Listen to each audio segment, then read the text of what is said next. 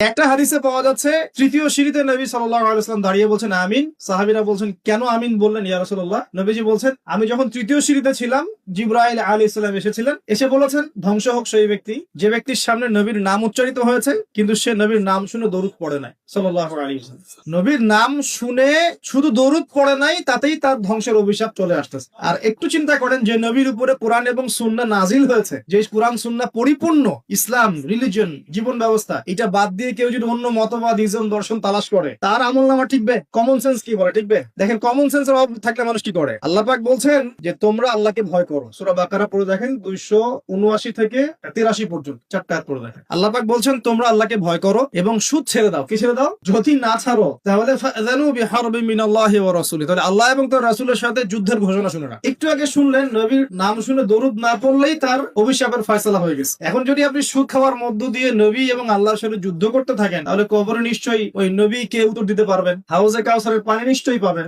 শাফাত অবশ্যই পাবেন, নাকি? এগুলো কমন সেন্সের বিষয় না? সাধারণ কমন সেন্স। যদি নবী সাল্লাল্লাহু আলাইহি ওয়াসাল্লামের শানে জাস্ট দরুদ না পড়লেই এমন হয়, তার কথা সাল্লাল্লাহু আলাইহি ওয়াসাল্লাম তার কণ্ঠস্বরের উপরে গলার ভয়েস উঁচু করলেই এমন ধমক চলে আসে, তাহলে সেই নবীর সুন্নাত, সেই নবী রেখে যাওয়া দ্বীন ইসলাম মানে কোরআন এবং সুন্নাহর বাইরে গিয়ে চললে পরকালে আমি পার পাবো চিন্তা করাটা বোকামি না?